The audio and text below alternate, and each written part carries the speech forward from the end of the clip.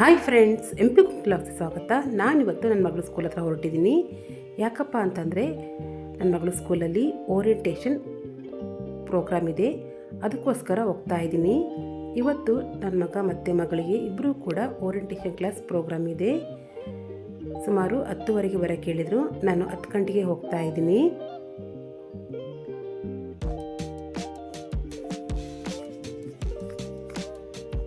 ಇಲ್ಲೇ ಕಾಣಿಸ್ತಿರೋದೆ ನನ್ನ ಮಗಳ ಸ್ಕೂಲು. ನಾನೇ ತುಂಬ ಬೇಗ ಓದೆ ಅಂದ್ಕೊಂಡೆ, ಆದರೆ ನನಗಿಂತ ಬೇಗನೆ ಬಂದು ಕೂತಿದ್ರು. ಓರಿಯೆಂಟೇಷನ್ ಪ್ರೋಗ್ರಾಮ್ ಕೂಡ ಮುಗೀತು. ಇವಾಗ ನಾನು ಮನೆಗೆ ಬರ್ತಾ ಇದ್ದೀನಿ. ನಾನು ಆಲ್ರೆಡಿ ಮನೆಯಿಂದ ಹೋಗಬೇಕಾದ್ರೆ ಎಲ್ಲ ಕೆಲಸನೂ ಕೂಡ ಮುಗಿಸೋಗಿದ್ದೆ. ಸುಮಾರು ಕೆಲಸ ಇದ್ದರೆ ಮತ್ತೆ ಬಂದು ಮಾಡ್ಕೊಳಕ್ಕಾಗಲ್ಲ ಅಂತ ಅದಕ್ಕೋಸ್ಕರ ಎಲ್ಲ ಕೆಲಸ ಮುಗಿಸಿದ್ದೆ. ಇಲ್ಲಿ ಕಾಣಿಸ್ತಿರೋದು ಕಳಸದಲ್ಲಿ ಬಂದಂತಹ ತೆಂಗಿನಕಾಯಿ ಮರ. ಇದು ತುಂಬ ದೊಡ್ಡದಾಗಿದೆ.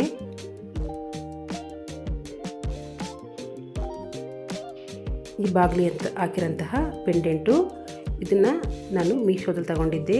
ತುಂಬ ಚೆನ್ನಾಗಿದೆ. ನನಗೆ ಎಲ್ಲಾದರೂ ಹೋದರೆ ಮನೆ ತುಂಬ ಕ್ಲೀನಾಗಿರಬೇಕು. ಅದಕ್ಕೋಸ್ಕರ ನಾನು ಕಿಚನಿಂದ ಹಿಡಿದು ಹಾಲಿಂದ ಹಿಡಿದು ರೂಮಿಂದ ಹಿಡಿದು ಎಲ್ಲ ಕಡೆ ನಾನು ರೆಡಿ ಮಾಡಿ ಕ್ಲೀನ್ ಮಾಡಿಟ್ಕೊಂಡಿದ್ದೆ. ಮತ್ತೆ ಬಂದು ಕೆಲಸ ಮಾಡ್ಕೊಳಕ್ಕಾಗೋದಿಲ್ಲ. ಮತ್ತೆ ಮಗನಿಗೆ 1:30ಗೆ ಓರಿಯೆಂಟೇಷನ್ ಕ್ಲಾಸ್ ಪ್ರೋಗ್ರಾಮ್ ಇತ್ತು, ಅದಕ್ಕೋಸ್ಕರ ಮತ್ತೆ ಹೋಗಬೇಕಿತ್ತು. ಮನೆಯೆಲ್ಲನೂ ಒರೆಸಿ ಕ್ಲೀನ್ ಮಾಡಿ ಎಲ್ಲನೂ ರೆಡಿ ಮಾಡಿ ನಾನು ಸ್ಕೂಲ್ ಹತ್ರ ಹೋಗಿದ್ದೆ.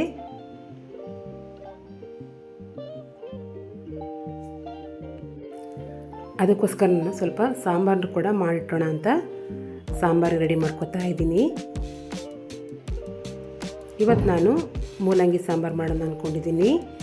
ಸಾಂಬಾರನ್ನ ಮಾಡಿ ತುಂಬ ದಿವಸ ಆಗಿತ್ತು, ಅದಕ್ಕೋಸ್ಕರ ಮೂಲಂಗಿ ಎಲ್ಲ ರೀತಿ ಕಟ್ ಮಾಡ್ಕೊಂಡಿದ್ದೀನಿ. ಇದಕ್ಕೆ ಮಸಾಲೆ ಎಲ್ಲ ರೆಡಿ ಮಾಡ್ಕೊಂಡು ಇಟ್ಕೊಂಡಿದ್ದೀನಿ. ಮೊದಲಿಗೆ ಈರುಳ್ಳಿ ಹಾಕ್ಕೋತಾ ಇದ್ದೀನಿ, ನಂತರ ಟೊಮೊಟೊ ಹಾಕ್ಕೊಂಡಿದ್ದೀನಿ. ಇವಾಗ ತುರಿದಿರೋಂತಹ ತೆಂಗಿನಕಾಯಿನೂ ಕೂಡ ಹಾಕ್ಕೋತಾ ಇದ್ದೀನಿ. 1 ಸ್ಪೂನ್ ಅಜ್ಕಾರ ಪುಡಿ ಹಾಕ್ಕೊಂಡಿದ್ದೀನಿ. 2 ಸ್ಪೂನ್ ಧನಿಯಾ ಪೌಡರ್ ಹಾಕ್ಕೊಂಡಿದ್ದೀನಿ.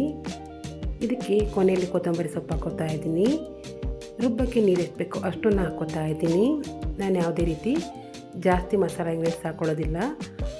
ಇವಾಗ ಮೂಲಂಗಿ ಸ್ವಲ್ಪ ಬೇಳೆನೂ ಕೂಡ ಸೇರಿಸ್ಕೊಂಡು ಅದನ್ನು ಕ್ಲೀನಾಗಿ ವಾಶ್ ಮಾಡ್ಕೋತಾ ಇದ್ದೀನಿ. ಮಸಾಲೆನೂ ಕೂಡ ಈ ರೀತಿ ನುಣ್ಣಗೆ ರುಬ್ಬಿಟ್ಕೊಂಡಿದ್ದೀನಿ. ಒಲೆ ಮೇಲೆ ಕುಕ್ಕರ್ ಇಟ್ಕೊಂಡಿದ್ದೀನಿ. ಇದಕ್ಕೆ ಸ್ವಲ್ಪ ಎಣ್ಣೆ ಹಾಕೋತಾ ಇದ್ದೀನಿ. ಎಣ್ಣೆ ಬಿಸಿಯಾದ ನಂತರ ಇದಕ್ಕೆ ನಾನು ಸಾಸಿವೆ ಹಾಕ್ಕೊಂಡಿದ್ದೀನಿ. ನಂತರ ಕರಿಬೇವು ಹಾಕೋತಾ ಇದ್ದೀನಿ. ಚಿಕ್ಕದಾಗಿ ಕಟ್ ಮಾಡ್ಕೊಂಡಂತಹ ಈರುಳ್ಳಿ ಕೂಡ ಸೇರಿಸ್ಕೊಂಡಿದ್ದೀನಿ. ಕೊನೆಯಲ್ಲಿ ಟೊಮೊಟೊ ಹಾಕೋತಾ ಇದ್ದೀನಿ. ಇಷ್ಟನ್ನು ಹಾಕ್ಕೊಂಡು ಎಲ್ಲನೂ ಕೂಡ ಚೆನ್ನಾಗಿ ಫ್ರೈ ಮಾಡ್ಕೋತಾ ಇದ್ದೀನಿ. ಇದು ಸ್ವಲ್ಪ ಮೆತ್ತಗಾದ ನಂತರ ವಾಶ್ ಮಾಡ್ಕೊಂಡಂತಹ ಮೂಲಂಗಿ ಮತ್ತು ಬೇಳೆನೂ ಕೂಡ ಸೇರಿಸ್ಕೊತಾ ಇದ್ದೀನಿ. ಎಲ್ಲನೂ ಕೂಡ ಸ್ವಲ್ಪ ನೀರಿನಂಶ ಹೋಗೋವರೆಗೂ ಫ್ರೈ ಮಾಡಿಕೊಂಡು ರುಬ್ಬಿರೋಂತಹ ಮಸಾಲೆನೂ ಕೂಡ ಹಾಕ್ಕೋತಾ ಇದ್ದೀನಿ. ಈ ಟೈಮಲ್ಲಿ ನಾನು ತೆಳುವು ಸ್ವಲ್ಪ ಗಟ್ಟಿ ಎಲ್ಲನೂ ಕೂಡ ನೋಡಿಕೊಂಡು ಸ್ವಲ್ಪ ತೆಳುವಾಗಿಯೇ ಮಾಡ್ಕೋತಾ ಇದ್ದೀನಿ. ಆಲ್ರೆಡಿ ಮೂಲಂಗಿನೂ ಕೂಡ ನೀರು ಬಿಟ್ಕೊಳ್ಳುತ್ತೆ, ಸಾಂಬಾರು ತೆಳುವಾಗಿ ಬರುತ್ತೆ. ರುಚಿಗೆ ತಕ್ಕಷ್ಟು ಉಪ್ಪನ್ನು ಕೂಡ ಹಾಕ್ಕೊಂಡಿದ್ದೀನಿ. ಅದಕ್ಕೋಸ್ಕರ ನಾನು ಸ್ವಲ್ಪ ಬೇಳೆ ಸೇರಿಸ್ಕೊಂಡಿರೋದು. ಇವಾಗ ಮುಚ್ಚನ್ನ ಮುಚ್ತಾ ಇದ್ದೀನಿ. 1 ವಿಷಲ್ ತೆಗೋತಾ ಇದ್ದೀನಿ. ಅಷ್ಟರಲ್ಲಿ ನಾನು ಸ್ವಲ್ಪ ಅನ್ನನೂ ಕೂಡ ಮಾಡ್ಕೊಳ್ಳೋಣ ಅಂತ ಅನ್ನನೂ ಮಾಡ್ತಾ ಇದ್ದೀನಿ. ಮತ್ತೆ ಬಂದು ಅನ್ನ ಮಾಡ್ಕೊಳಕ್ಕಾಗೋದಿಲ್ಲ, ಅದಕ್ಕೋಸ್ಕರ ಮೊದಲೇ ಅನ್ನನ ಮಾಡಿಟ್ಕೊಳ್ಳೋಣ ಅಂತ ಅನ್ನನೂ ಮಾಡ್ಕೊಂಡಿದ್ದೀನಿ.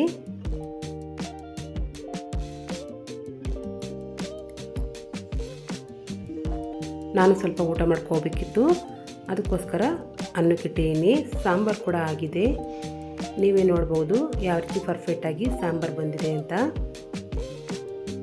ಇದೇನು ಮಾಡೋಕ್ಕೆ ಜಾಸ್ತಿ ಟೈಮ್ ಹಿಡಿಯೋದಿಲ್ಲ. ಮಸಾಲೆ ರೆಡಿ ಮಾಡಿಕೊಂಡ್ರೆ ಬೇಗನೆ ಮಾಡ್ಕೋಬೋದು. ಇದನ್ನು ಅನ್ನದ ಜೊತೆನೇ ಆದರೂ ಪರವಾಗಿಲ್ಲ, ಹಾಗೆ ಮುದ್ದೆ ಜೊತೆನೇ ಆದರೂ ತಿನ್ಬೋದು. ತುಂಬಾ ಸೂಪರಾಗಿರುತ್ತೆ. ಈ ಚಳಿಗಾಲಕ್ಕೆ ಒಂದು ಒಳ್ಳೆ ಕಾಂಬಿನೇಷನ್ ಅಂತ ಹೇಳ್ಬೋದು. ನನ್ನ ವ್ಲಾಗ್ಸ್ ಇಷ್ಟ ಆದರೆ ಪ್ಲೀಸ್ ಲೈಕ್ ಮಾಡಿ, ಸಬ್ಸ್ಕ್ರೈಬ್ ಮಾಡಿ, ಸಪೋರ್ಟ್ ಮಾಡಿ. ಪಕ್ಕದಲ್ಲೇ ಕಾಣುವಂತಹ ಬೆಲ್ ಐಕನ್ ಕೂಡ ಪ್ರೆಸ್ ಮಾಡಿ. Thank you.